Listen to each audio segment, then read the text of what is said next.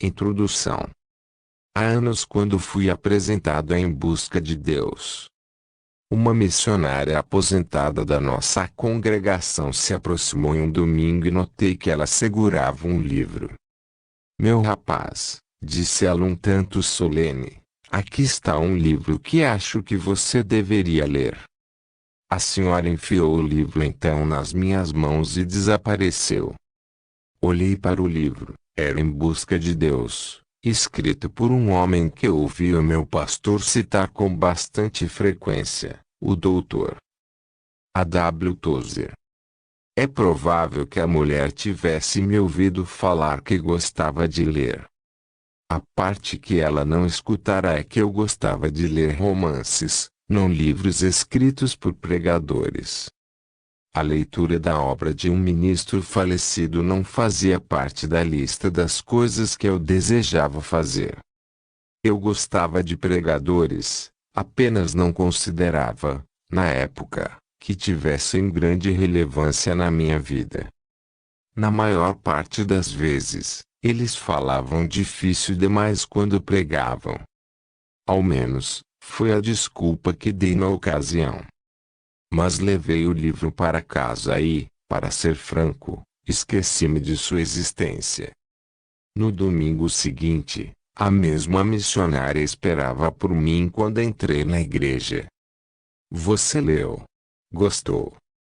A princípio não entendi do que ela estava falando até que me lembrei. Ela me dera um livro no domingo anterior.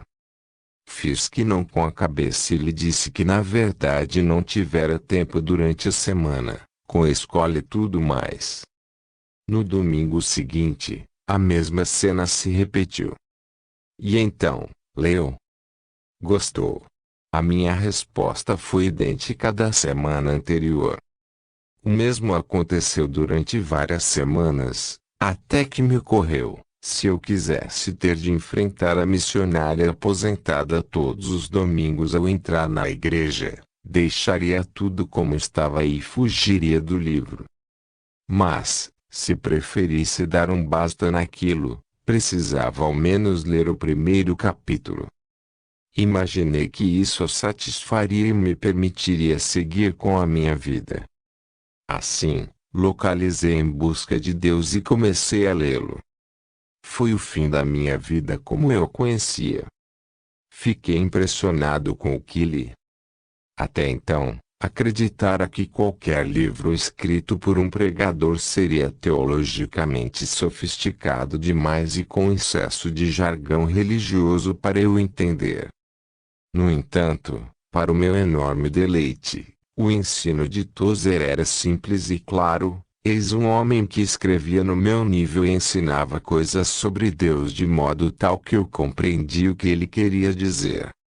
No domingo seguinte, a missionária aposentada postou-se à minha espera junto à porta da igreja. Quando me viu e percebeu meu sorriso, entendeu tudo.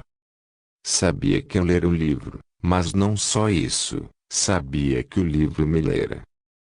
Fiz então algo que mesmo hoje não faço nunca. Abracei e disse: "Obrigado pelo livro. Eu o li e amei."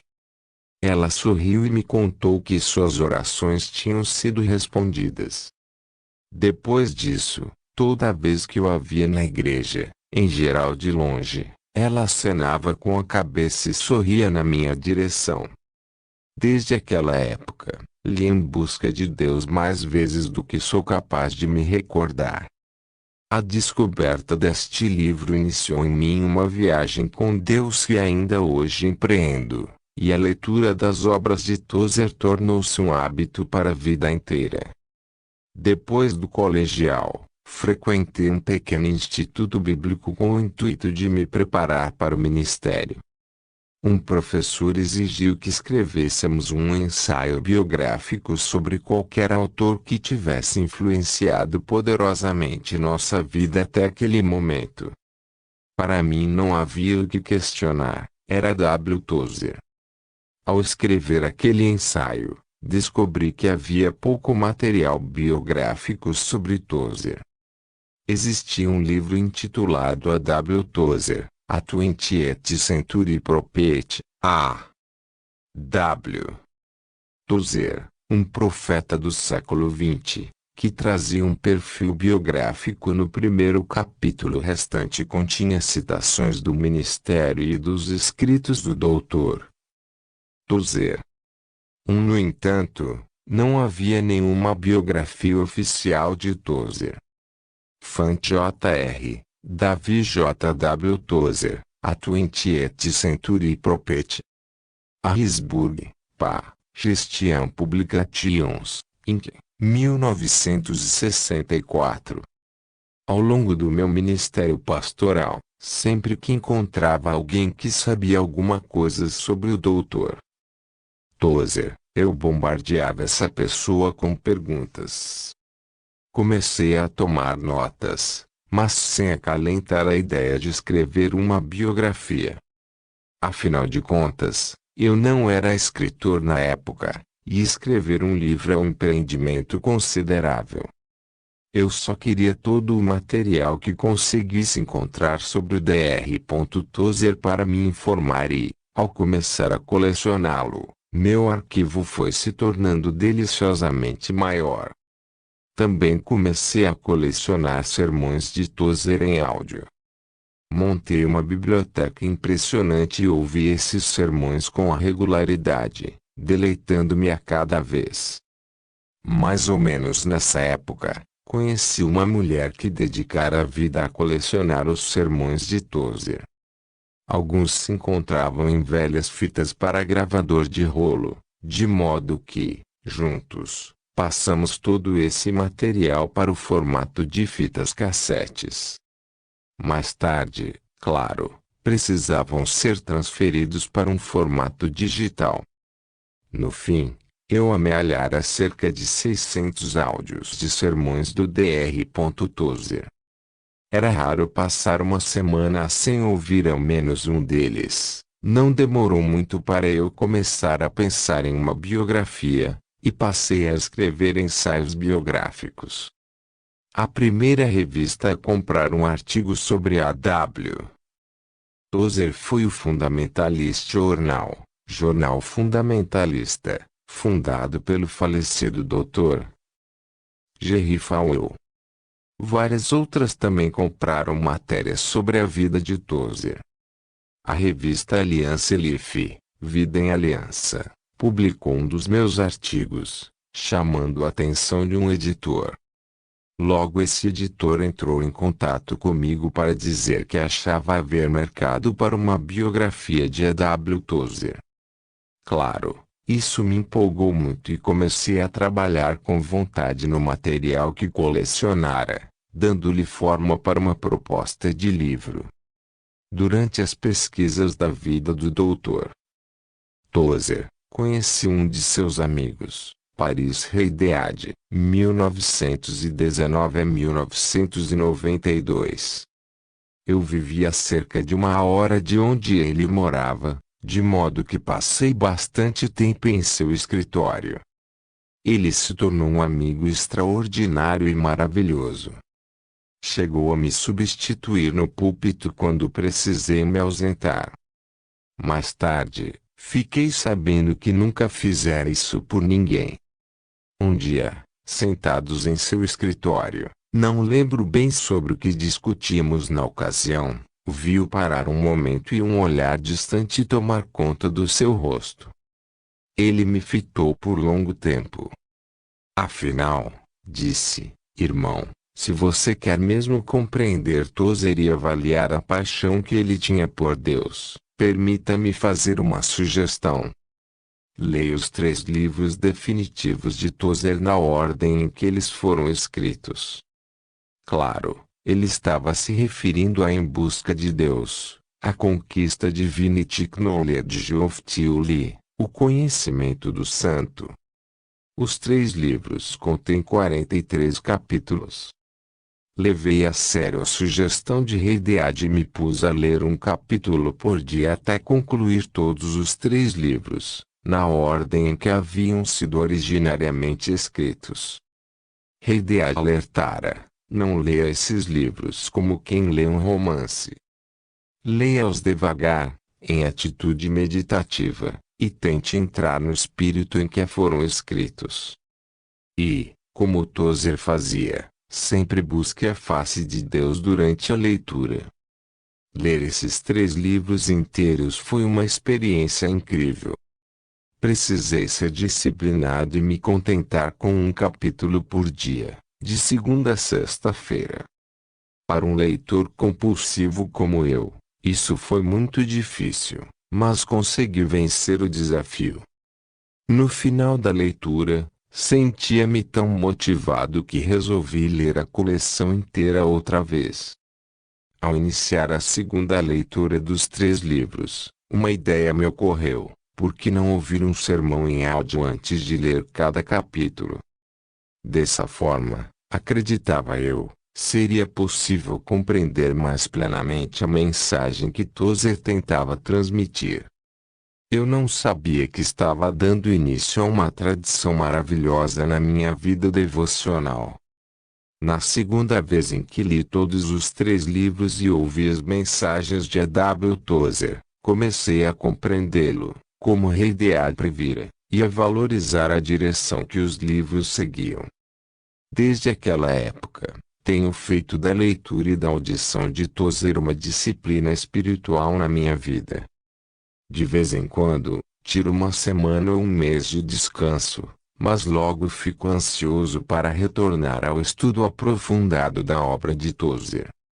Lendo os livros, descobri que, não importa onde eu esteja no meu desenvolvimento como cristão, em suas páginas sempre haverá algo que me alimente e que seja relevante para a minha vida interior. Na introdução de Libra em Busca de Deus, Tozer escreve: este livro é uma tentativa modesta de auxiliar filhos famintos de Deus encontrá-lo. Esse, creio eu, é o início da nossa jornada como crentes.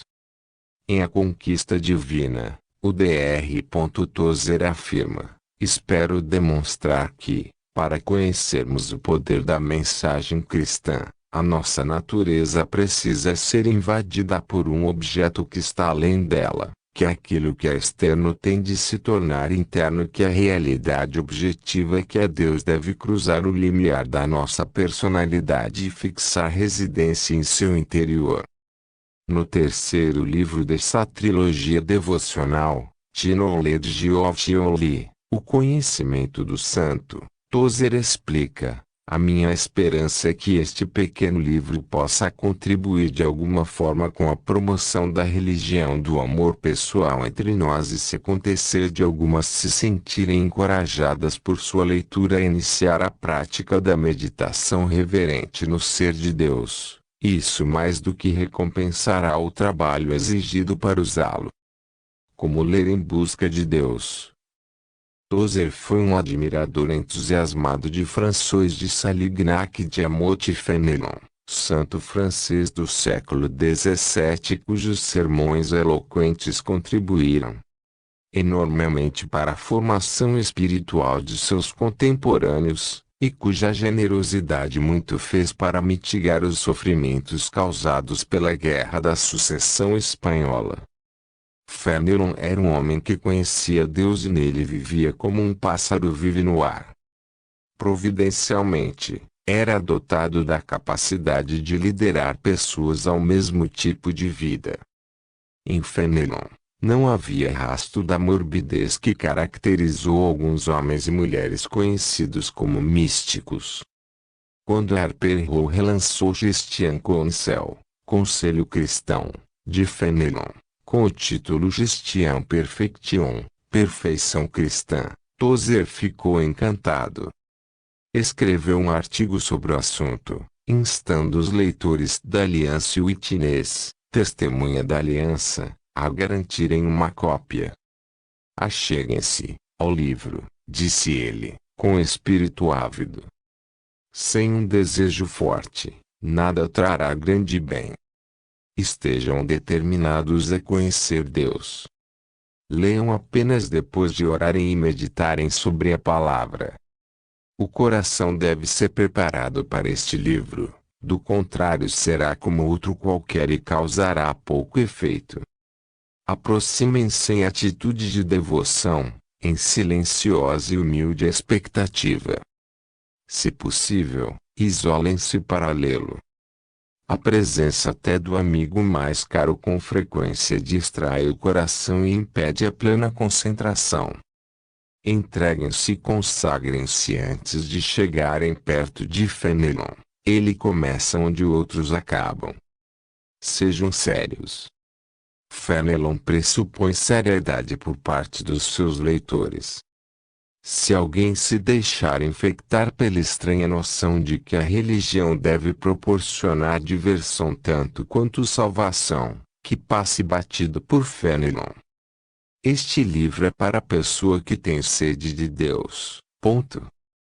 Nunca leiam mais de um capítulo por dia. Seria um equívoco avançar pelo livro às pressas.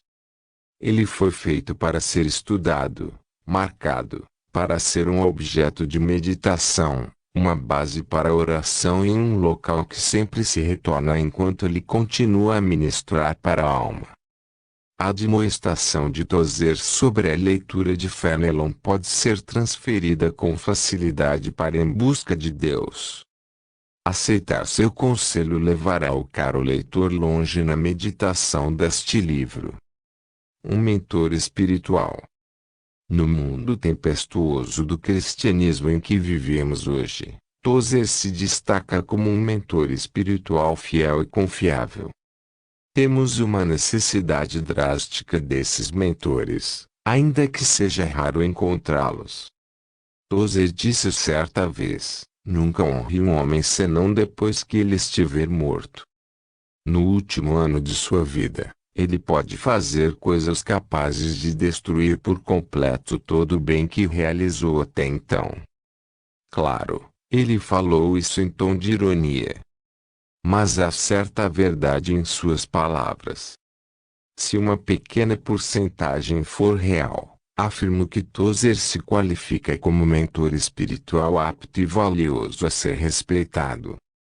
Este ano faz 50 anos que a W. Tozer se foi para estar com o Senhor. Apesar da partida do mensageiro, a mensagem ainda ecoa enfática e genuína. Uma das coisas mais incríveis de trabalhar com este material foi reafirmar quanto Tozer é relevante hoje. Às vezes tenho de parar e me lembrar de que o sermão baseado neste livro foi pregado na década de 1950. Como ele sabia o que se passaria 50 anos após a sua morte? Sempre alguém me pergunta, o que Tozer diria se vivesse hoje? A minha resposta é simples: ele diria as mesmas coisas que disse ao longo de todo o seu ministério. Ele não se envolvia em modas passageiras, mas tratava das realidades eternas da verdade divina, e elas nunca mudam. Em vários sentidos, a igreja hoje é tão conturbada quanto Tozer previu. E a solução é a mesma que há 50, 100 ou 1000 anos, e assim por diante, até a igreja primitiva. A solução para a igreja de hoje é simplesmente Jesus Cristo. Conhecê-lo na plenitude de sua glória foi a grande paixão de A.W. Tozer. Se quisermos superar os problemas que enfrentamos nos dias atuais, devemos entrar na glória de Jesus e na essência de seu poder por meio do Espírito Santo. A minha oração por esta edição clássica e definitiva de Em Busca de Deus é que uma nova geração descubra sua mensagem e veja o livro lhes incendiar a paixão por Deus. James L. Snyder. De nada além de uma cegueira quase universal, surge um raio de esperança. No aprisco do cristianismo conservador, é possível encontrar cada vez mais pessoas cuja vida religiosa é marcada pela fome crescente de Deus. Ávidas por realidades espirituais, elas não se deixarão dissuadir por palavras, nem se contentarão com interpretações corretas da verdade. Estão sequiosas de Deus e não se darão por satisfeitas até que tenham bebido profundamente da fonte da água viva. Esse é o único precursor real do avivamento que já fui capaz de detectar no horizonte religioso. Pode ser a nuvem do tamanho da mão de um homem pela qual alguns santos aqui e ali têm procurado. Pode resultar em uma ressurreição de vida para muitas almas e uma retomada do encantamento radiante que deveria acompanhar a fé cristã, o encantamento que quase desapareceu da Igreja de Deus nos nossos dias. Essa fome, no entanto, deve ser reconhecida pelos nossos líderes religiosos. O evangelicalismo, para mudar de figura, erigiu o altar e dividiu o sacrifício em partes, mas agora parece satisfeito em contar as pedras e reordenar os pedaços sem dar importância ao fato de não haver nem sinal de fogo sobre o topo do altaneiro Carmelo. Mas a Deus sejam dadas graças por haver quem se importe. Estamos falando sobre aqueles que, ao mesmo tempo que amam o altar e se deleitam no sacrifício, são incapazes, contudo, de se acomodar com a ausência constante de fogo. Desejam Deus acima de tudo. Têm sede de provar por si mesmos a doçura pungente do amor de Deus, a respeito de quem todos os santos profetas escreveram e muitos salmistas cantaram. Não existe hoje falta de mestres na Bíblia para dispor de maneira correta os princípios das doutrinas de Cristo, mas muitos parecem satisfeitos em ensinar os fundamentos da fé ano após ano, estranhamente inconscientes de que não há em seu ministério nenhuma presença manifesta, menos ainda algo incomum em sua vida pessoal. Ministram o tempo todo para crentes que sentem dentro do peito um anseio não satisfeito pelo ensino que eles trazem. É necessário falar em caridade, mas a carência nos nossos púlpitos é real. A frase terrível de Milton se aplica até hoje com a precisão da época em que foi escrita: a ovelha faminta ergue os olhos e não é alimentada. É algo solene, não um pequeno escândalo no reino, ver os filhos de Deus morrendo de fome quando na verdade estão sentados à mesa do Pai.